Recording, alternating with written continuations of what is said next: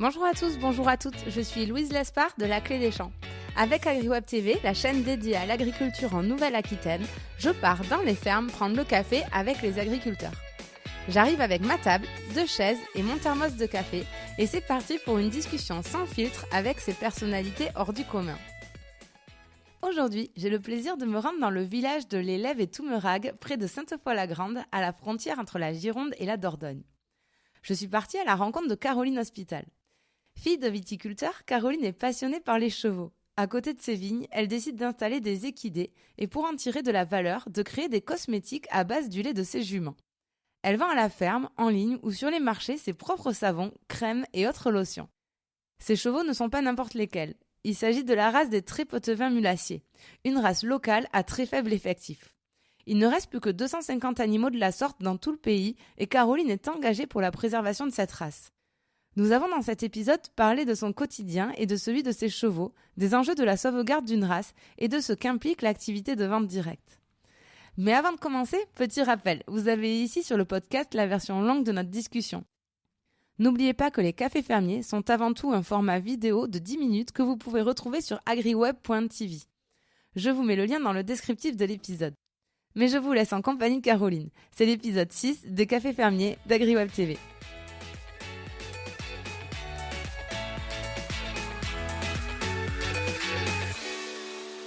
Bonjour Caroline. Bonjour Louise. Merci beaucoup de m'accueillir chez toi. Pour démarrer, est-ce que tu voudrais un thé ou un café, sachant que j'ai fait un thé qui est censé être glacé, vu la chaleur. Vu la chaleur, un thé glacé n'est pas de refus. Tu me feras semblant qu'il est glacé, je crois qu'il n'a pas eu le temps de refroidir. Tu prends ton café ou ton thé à quelle heure le matin ? Vers 7h le matin. T'es plutôt du matin ou pas du tout. Pas du tout. Mais il faut se lever. C'est vrai que 7h, c'est l'heure limite pour un agriculteur, non ? Vers 6h30, 7h, il faut... Après, ça dépend. L'hiver, un peu plus tard, et l'été, beaucoup plus tôt. Ouais. Ça dépend de la chaleur, de la saison et du travail. Et t'es dans quel état d'esprit le matin, prête à entamer la journée de travail ? Il me faut du temps pour me réveiller, et puis après, une fois que c'est parti... en forme. Ouais, prêt à partir. Prêt à partir. Bon, on va passer à la première rubrique, c'est Raconte-nous ta ferme. Alors, est-ce que tu pourrais nous dire où c'est qu'on se trouve actuellement et nous décrire un peu ton exploitation ? Alors, on se situe déjà dans le département de la Gironde, sur la petite commune de l'Élève et Toumerag. Petite commune avec un petit bourg, des commerces et nous, on est un petit peu excentré du bourg sur une petite colline.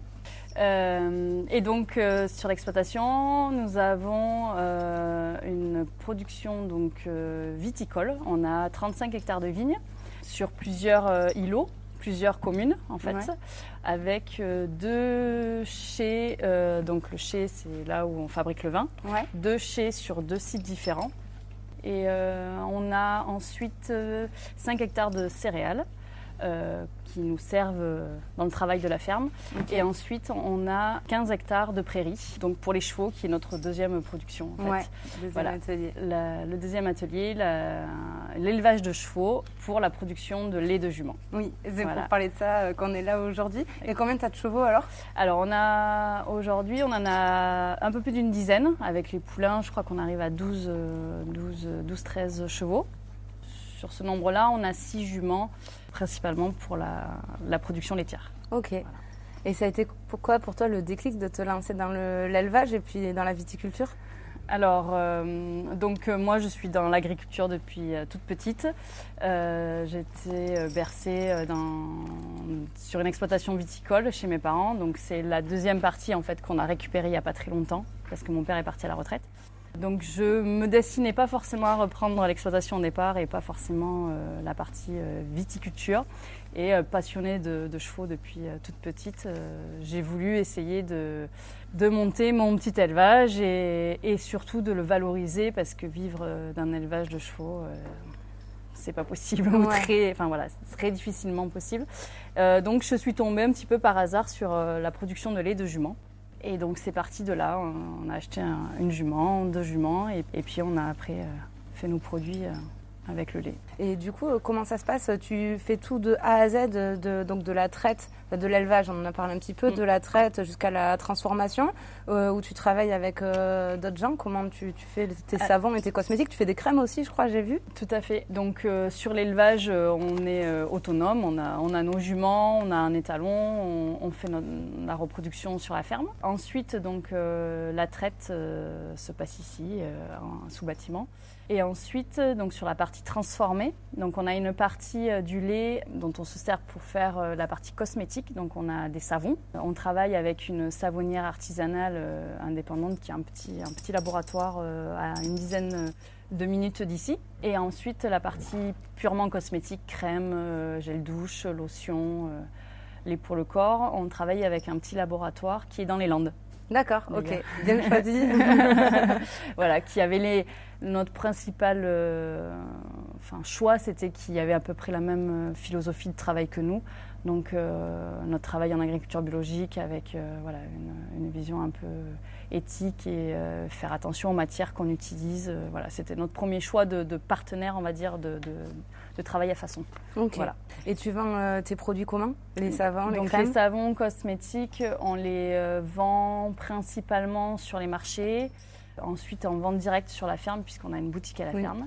On a un site internet aussi. Ouais. Et après, on a quelques revendeurs aussi, un peu à droite à gauche, qu'on essaye de développer au fur et à mesure. On en recherche de nouveaux tout le temps. Donc voilà.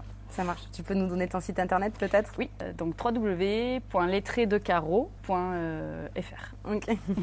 C'est bien, je te félicite parce qu'à chaque fois que j'interviewe des agriculteurs, que c'est le moment de donner leur site web, ils ont un bug. Un bug grave. Mais j'étais en train de dire si c'était .fr ou .com, non, mais c'était .fr. Je le remettrai dans le descriptif de l'épisode de toute façon. Et c'est la seule façon que tu as de valoriser le lait de tes chevaux ou tu fais d'autres choses? Alors, depuis 6 ans à peu près, on s'est lancé à faire des crêpes sur les marchés à base du lait de nos juments. Ça a commencé sur un petit marché avec des amis producteurs en fait qui cherchaient quelqu'un pour faire des crêpes et j'ai dit on a du lait, on peut essayer de faire des crêpes. On verra ce que ça donne. Et ça a marché, en plus c'est super bon. Donc voilà, donc on s'est lancé là-dessus et puis ensuite on fait des journées à la ferme régulièrement l'été ici. Donc on fait un petit bar et on a aussi développé les glaces, donc les glaces ou les juments. Que tu fais toi-même? Que je fais moi-même, ouais. Après, notre but, c'est de développer un peu plus l'alimentaire, de continuer sur ce lancer. Les crêpes, les glaces. Alimentaire, crêpes, glaces, quoi. Ouais, principalement. Par contre, ça fait des étés chargés, c'est pour ça que tu dois être sur tous les marchés. Voilà. Du coup, la saison, elle est sur 2 mois, quoi. La saison est très courte et à la fois très longue. Mais il y a la traite qui démarre l'été et c'est à ce moment-là où on transforme le lait frais vraiment et où on vend derrière sur l'alimentaire. Ouais. Bon, c'est original, en tout cas, ça doit bien marcher. Ouais, c'est... Les curieux qui osent goûter, après ils reviennent, donc c'est que voilà. Déjà, j'ai eu la chance de goûter le lait là. On mettra des images de la traite, mais c'est vrai que c'est un lait hyper léger, c'est onctueux. Enfin, j'ai trouvé ça hyper bon. Ouais, ça change. Ça change, ouais, exactement. C'est une découverte. On va passer à la deuxième rubrique. Raconte-nous tes animaux. On va peut-être quand même parler de tes chevaux. On en a 2 derrière qui sont magnifiques. Est-ce que tu peux un peu nous en parler? C'est quoi leur race? C'est quoi leurs caractéristiques? Pourquoi tu les as choisis? Dis-nous tout. Alors, donc ici, on travaille avec une seule race qui est le trait poitevin. Il fait partie des 9 races de chevaux traits sauvegardées en France. Ouais. On a le percheron, le comtois, le boulonnais, enfin voilà, plein d'autres. Celui-ci, il est un peu moins connu parce qu'il n'y en a pas beaucoup, tout simplement. Et il est originaire vraiment du berceau Poitou-Charentes, Marais Poitevin. C'est là où on en trouve le plus. Aujourd'hui, on a à peu près 200-250 mères, donc femelles à la reproduction sur cette race-là, répertoriées. Donc c'est très peu. Ouais, c'est tout petit. On a une 50aine d'étalons, donc voilà, ça fait très peu de naissances tous les ans. Et donc il y a vraiment un gros travail de sauvegarde de cette race-là. Un petit peu historiquement, en fait, cette race-là était croisée donc, dans les marais poitevins au Baudet du Poitou, qu'on trouve aussi dans le Poitou-Charentes, en fait. Ce qui est une race d'âne, pareil, qui est sauvegardée au niveau national. Et donc, historiquement, on croisait ces 2 animaux, donc la jument poitevine avec le Baudet du Poitou, pour faire la mule poitevine, qui est un animal hybride, issu de ce croisement contre nature. Et en fait, cette mule, elle permettait d'aller travailler dans les marais à l'époque. C'est un animal très très fort, qui porte énormément et c'était très réputé. C'était un vrai outil de travail à ce moment-là. C'était l'outil de travail de base dans les marais Poitevin en fait. Et quand les tracteurs, quand la mécanisation est arrivée, on a utilisé beaucoup moins les animaux. Plus de mules, donc plus de reproduction. Donc en fait, au fur et à mesure, le baudet du Poitou, le trait Poitevin a commencé à disparaître. Donc avec tous les autres races de chevaux de trait qu'on trouve en France. Et donc il y a,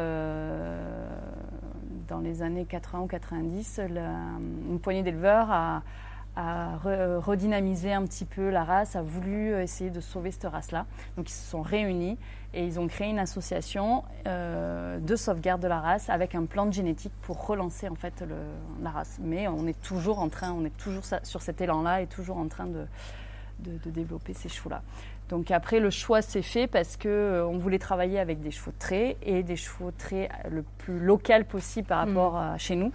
Et donc voilà. Et puis on est tombé amoureux du trait Poitevin. Désolée pour la question bête, mais quand tu dis chevaux de trait, est-ce que c'est lié à la traite ou est-ce que de base les chevaux de trait c'était ceux qui servaient à tirer dans les champs, etc. Plutôt ce qui servait à tirer en fait. Le cheval de trait, le trait c'est les traits, c'est les cuirs qui servaient à tirer les outils, à tirer la charrue, à tirer les traits de débardage, tout simplement. Donc on appelait le cheval de trait de travail en fait.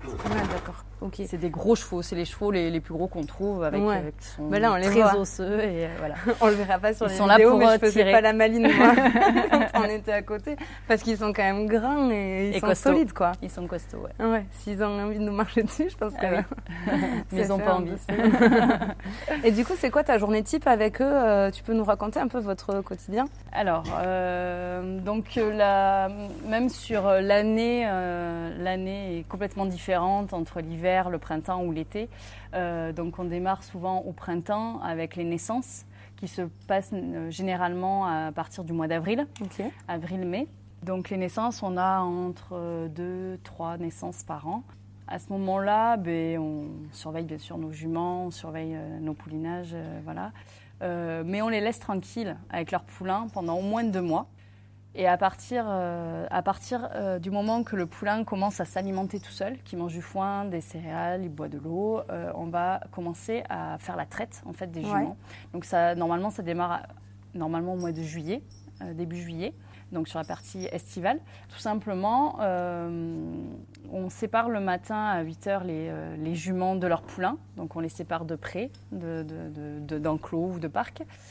Et ensuite, on va attendre 4 heures, le temps que la jument refabrique un petit peu de lait. Donc on va traire à midi. Et on va encore attendre 4 heures et on va traire une deuxième fois à 16 heures. Et après 16 heures, on remet les poulains avec leur mère et on les remet au pré pour la suite.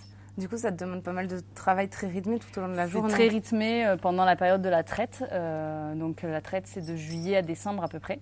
Par contre, l'avantage par rapport à une vache laitière, on va dire qu'on garde toujours le poulain sous la mère pour que le poulain puisse continuer à stimuler la lactation de sa mère. Parce que si on les sépare trop longtemps, elle va se tarir, elle va arrêter de faire du lait. Donc l'avantage, c'est qu'on peut, par exemple, ne pas traire un week-end, c'est tout à fait possible puisque le poulain est toujours sous la mère. Donc il va reprendre le rythme tout simplement. On ne va pas les séparer et sa journée va continuer. Combien de litres de lait ça produit une jument par jour? Alors une jument par jour, on est à peu près à 4 litres. D'accord, ok. Voilà, donc c'est pas énorme, c'est des petits volumes. C'est des petits volumes, oui, tout à fait. Qu'on transforme en fait après sur la journée. Ok, et tu les transformes directement dans la foulée Donc on filtre le lait pour enlever toutes les particules qu'on peut retrouver, le foin ou la paille ou un petit insecte qui va tomber. Et ensuite, donc soit on les met en poche d'1 litre à peu près, et on les congèle pour le conserver dans un peu plus longtemps, pour par exemple les transformer, rentrer dans la composition des savons ou des cosmétiques. Ou sinon, on va le transformer directement après la traite pour la fabrication de crêpes ou de glaces. D'accord, ok. Sur la période estivale. Et après l'hiver, ça se calme du coup comment ça se passe tes hivers? Donc l'hiver, on va être plus sur les marchés. Après, marché plus sur le mois, enfin sur le week-end. Et puis on va faire du stock en fait de lait pour les productions de savon et de cosmétiques principalement. Et tu nous disais, oui, normalement, la traite, c'est à partir du mois de juillet. Oui. Je crois que cette année, ça a été un peu particulier, non, pour toi? Cette année, ça a été particulier parce qu'on a eu nos 2 poulinages qui se sont décalés. On a eu des saillies l'année dernière qui ont été qui ont démarré de bonne heure, mais les juments ont pris très tard en fait dans la saison. Donc en fait, on a eu des poulinages au mois de juin cette année. Donc la traite, on vient juste de la démarrer en fait là. Ouais, d'accord. On a vraiment tout décalé. Les poulains sont encore un peu petits. On n'en a qu'une pour l'instant à la traite d'ailleurs. L'autre va arriver un peu plus tard. Donc on va être un petit peu décalé. On va certainement continuer la traite un peu plus tard aussi, donc sûrement sur janvier ou février l'année prochaine. Ouais. Économiquement, ça peut être un souci parce que s'il n'y a pas de poulain, il n'y a pas de traite, il n'y a pas de lait, il n'y a pas de produits à vendre, non? Tout à fait. Ouais. Tout à fait. Alors on peut stocker du lait, comme je disais, au congélateur pour fabriquer nos savons, nos cosmétiques. Ça encore, on peut y arriver sur une année où il y a beaucoup de lait. Mais après, tout ce qui est produits frais, les crêpes, les glaces, il nous faut du lait tout le temps, on va dire. Et donc voilà, ça se calcule d'une année sur l'autre, c'est-à-dire que si la jument n'est pas pleine cette année, elle fera pas de lait l'année prochaine, donc on perd une année, on perd réellement une année, quoi. Voilà. Et c'est très saisonnier, c'est-à-dire que la jument est en chaleur au printemps et n'est pas en chaleur l'hiver, donc voilà, c'est vraiment la période de saillie à pas louper. Ouais. Et ça porte 11 mois, donc voilà. Oui, si on la loupe, c'est pour 11 mois. C'est ça. Pas pratique. Très bien. Et bien, je vais passer à la troisième rubrique, c'est la question qui pique. On en a un peu parlé, tu as choisi une race à faible effectif. Est-ce que finalement, ces races-là, elles ne sont pas vouées à disparaître? Non, on se bat. Heureusement qu'on est plusieurs éleveurs à se battre pour ça, parce que ça fait partie de notre patrimoine vivant, français. C'est des animaux assez exceptionnels aussi, qui ont beaucoup de qualité et qui servaient avant. Donc le but, c'est de retrouver une utilité à ces chevaux-là. Donc nous, c'en est une parmi tant d'autres. À quoi ils peuvent être utilisés aussi sinon Alors ces chevaux-là, donc c'est pas des chevaux très typés viande, parce qu'aujourd'hui il y a beaucoup de chevaux, des chevaux de trait qui sont élevés pour partir à la boucherie derrière. Nous on est sur une race qui n'est pas du tout destinée à la boucherie, même s'il doit y en avoir quelques-uns. Mais on va être plutôt sur du cheval qu'on dit d'utilisation, c'est-à-dire qui va servir à l'attelage ou à être monté, un cheval de loisir. Ouais. Mais il y a aussi beaucoup de professionnels qui recherchent ces chevaux-là parce que c'est un cheval assez élégant, qui tire bien aussi. Donc on va le trouver surtout dans les villes pour faire du transport. Mais voilà, c'est vraiment loisir. Dans le maraîchage, des fois, un petit peu? Le maraîchage, on peut l'utiliser pour le maraîchage. Alors après, ça reste des gabarits assez gros. Je sais qu'on utilise beaucoup les ânes, plutôt, pour le maraîchage. Parce qu'ils vont écraser quelques carottes. C'est ça. Leur utilisation principale, ça va être vraiment l'attelage et un cheval monté, parce que ça reste des chevaux assez grands et assez légers dans leur gabarit, on va dire, pour être montés et utilisés comme ça. C'est quoi les moyens qui sont mis en place? On parlait de la génétique un peu, d'éviter la consanguinité, etc. Il y a d'autres choses qui sont mises en place pour sauvegarder et promouvoir la race? Alors, il y a une association nationale, l'association nationale des races mulassières du Poitou, donc qui sauvegarde à la fois le trait poitevin, le baudet du Poitou et la mule poitevine, le croisement entre les deux. Donc ça regroupe tous ces éleveurs-là. Donc après, son rôle, c'est de promouvoir la race sur différentes manifestations, d'aider les éleveurs par différents biais, surtout à la reproduction. Donc un encouragement à mettre les juments à la reproduction, à faire des poulains. Une aide de conseil pour savoir quel croisement on peut faire entre tel jument ou tel étalon, pour donc éviter cette consanguinité qui est qui est vraiment l'élément principal de nos races, parce que ça tourne très vite en rond, on va dire. Donc c'est vraiment encourager les gens à diversifier leur sang et à les mettre leurs juments à la reproduction. Et là, tu nous parlais des races du Poitou, mais je crois qu'il y a même une association au-dessus, qui est la Société française des équidés de travail, la SFET, qui regroupe toutes les races, justement, à faible effectif de chevaux de travail. La SFET regroupe les races de chevaux traits, les races de chevaux qu'on dit du territoire, les chevaux Camargue, les petits chevaux poneys, voilà, les Camargues, les Mérins, les Potiocs, tous ces chevaux français en fait. Et les ânes et toutes les races d'ânes françaises. Voilà. Et après, en fait, toutes nos races sont adhérentes à la SFET, qui chapeaute à peu près toutes les autres races et qui, pareil, aident financièrement aussi à développer les concours, l'utilisation, à encourager tous les éleveurs. Très bien. Donc on voit que vous êtes bien organisés pour essayer de préserver tout ça, en tout cas. On va passer à la dernière rubrique, c'est la boîte à questions.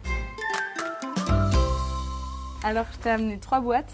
Je te laisse choisir celle que tu veux. T'inquiète pas, ça va bien se passer, c'est pas très méchant.